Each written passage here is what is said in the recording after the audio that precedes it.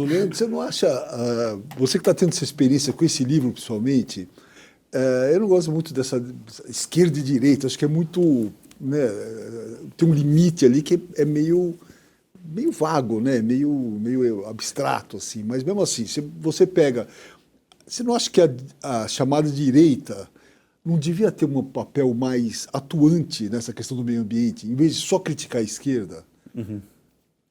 Acho que sim, viu? Boa observação, Dragomir. Se você pega hoje, como é que está acontecendo, né? A esquerda ela ganha eleição no mundo, dizendo o mundo vai acabar em 5 anos. E a direita ganha eleição falando o aquecimento global é uma farsa. Né? Então, mas é culpa um pouco da esquerda, eu acho, sabe? Porque, cara, você vai na COP, a direita costuma falar muito, né? Nunca foi sobre o clima, sempre foi contra o capitalismo e tal. E isso fica evidente na COP, sabe? Você tem... O pessoal fala, ação climática não é só sobre o clima, também é sobre a Palestina livre, também é sobre empoderamento, também Então quer falar de tudo ao mesmo Esse tempo. showmício que teve no Rio de Janeiro também esse fim de semana, contra a dosimetria, também era engraçado, porque era pelo direito das mulheres, contra a dosimetria, pelas florestas, também juntava coisas que eu... Um monte de coisa. Mas e daí o que acontece? Hoje a pauta woke, né, ela tá em declínio, né, tá em decadência, e o meio ambiente está indo junto. A COP teve pouca gente lá, poucos líderes mundiais, não só por causa da falta de confiança em Belém e tal, mas porque muito político não quer mais se aproximar desse assunto, né? E é engraçado que entraram em contato comigo ONGs ambientalistas que estão preocupadas com o fato desse tema estar muito reconhecido pela esquerda, como uma coisa de esquerda, né? Mas, apesar disso, tem movimento evangélico ambientalista, tem movimento conservador, né? E muitos outros. E tem muita gente boa também, né? Às vezes a gente se guia por espantalhos, né? Então, assim como a esquerda fala, esse pessoal aí da direita é tudo fascista, não sei o que lá e tal, e a gente também cria o nosso espantalho do ambientalista radical. Ele existe, mas, cara, também tem muito empresário bom, ganhando dinheiro, fazendo, né, como o pessoal chama, climate tech, né, as startups de clima e tal. Então, tem muita coisa boa. Narlock, mas algum ambientalista chegou para você, leu o teu livro, chegou e falou assim, nossa, eu reconheço isso aqui, eu não sabia, realmente você tem razão, ou não? Eu recebi um Instagram de um cara dizendo que sim. Ele falou, não queria, li para criticar, mas acabei concordando com muita coisa. Tá? Deve ser muito gratificante, né, como escritor, assim. Eu queria até puxar algo diferente, mas eu achei super legal o fato de que ele virou uma série no History Channel também, né, o Guia do Politicamente Incorreto. Como é que foi esse processo? Você estava muito envolvido também? Como é que é, né? Porque a gente está falando de você como jornalista, escritor e agora base para uma série documental também. Como é que foi essa experiência? Eu participei mais de um episódio só, que foi o do Santos Dumont, que a gente foi lá para os Estados Unidos, para onde? Qual é o nome da cidade? Dayton, em Ohio, onde os irmãos Wright inventaram o avião, né? E não participei do resto dos episódios. E deu muita polêmica essa série. A segunda temporada dela, eu não gosto muito, né? Como eu só vendi os direitos, eu devia até ter colocado uma cláusula lá dizendo, olha, eu quero participar do processo criativo. Eles né? chegaram a te convidar a participar? Ou... Não, eu participei da primeira temporada. Mas tipo, desse papel mais ativo, assim? Ou... Não, assim não. E, na verdade, eu estou pensando em o que fazer, porque o registro da marca é meu, né? Então, pensando em fazer uma continuação. Teoricamente, quando você vendeu os direitos, agora eles retornam para você também? Ou ainda é seu? Ou putz, não sei direito, tem que ver com o meu advogado lá. Sim. Narlock, se você pudesse, assim, né, escolher um mito que você gostaria que os leitores vamos falar do Guia Politicamente Incorreto do Meio Ambiente mesmo, que lessem e falassem assim, não, esse aqui eu reconheço, vou abandonar, qual que seria? Tem algum, assim, que você...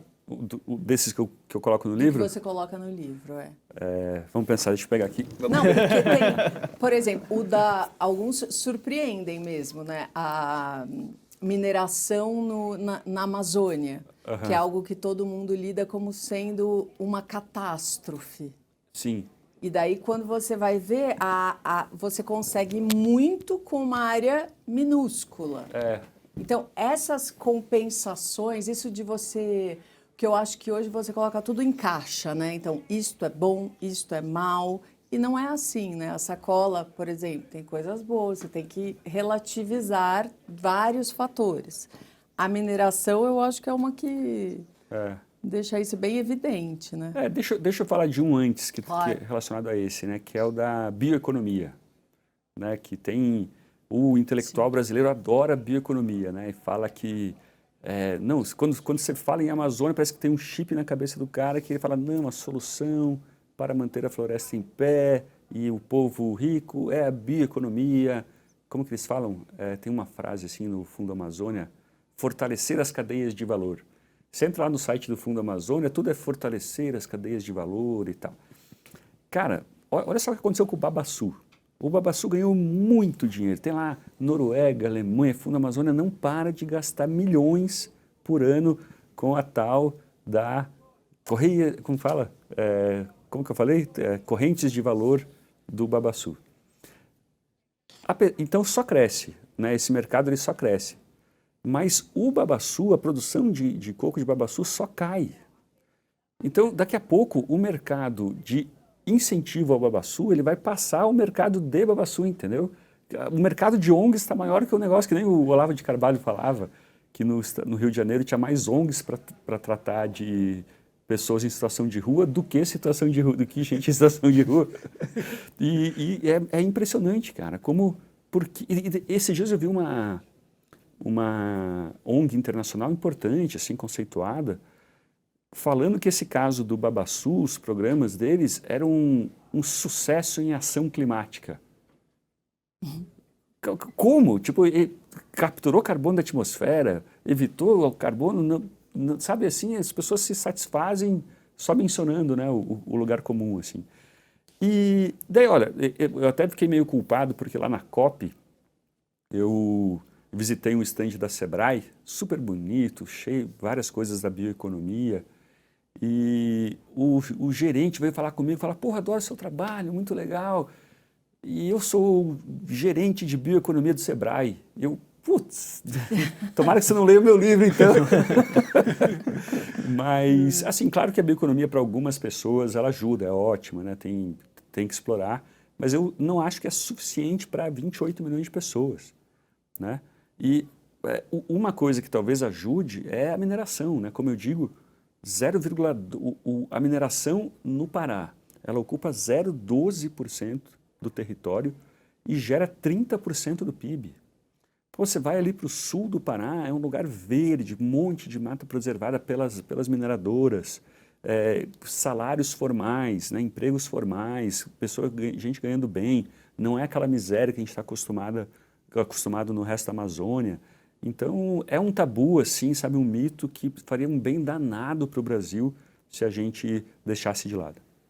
Da bioeconomia é bem aquilo, né? Quem gosta de pobreza é intelectual, né? Quem quer que os ribeirinhos se mantenham na pobreza, não são eles, né? Eles querem um emprego, querem a mineração ou qualquer outro emprego certo.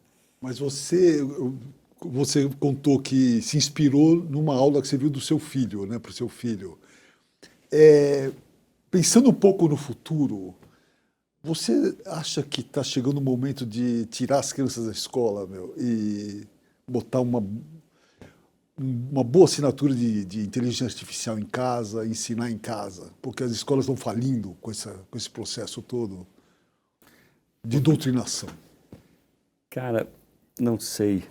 Às vezes eu suspeito que boa parte da educação, da escolarização, ela é ensinar passarinho a voar. Ele vai aprender mais cedo ou mais tarde, se você der uma aula para ele de voo ou não, ele vai aprender, né? Então seria desnecessário. Mas, cara, hoje em dia é tão difícil, você tem tanto conteúdo, tanta tentação na vida, que deixar o adolescente preso em algum lugar sem telefone eu acho ótimo, entendeu?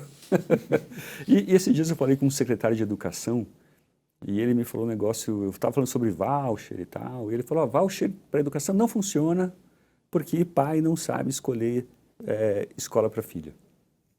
Eu falei, uau, a experiência dele foi essa, entendeu? Geralmente o pai escolhe a escola mais perto de casa e não a melhor escola da região, né? E várias coisas. Acho que se a gente deixasse em casa, o movimento é grande, né? Se for, às vezes, se for uma coisa orientada, assim, para homeschooling, né, com rotina, daí tudo bem, pode ser interessante, né? Mas a obrigatoriedade de ir para a escola, eu acho estranho, assim. Eu acho que o homeschooling deveria ser autorizado, mas eu não sei se eu seria capaz de dar essa educação para meus filhos.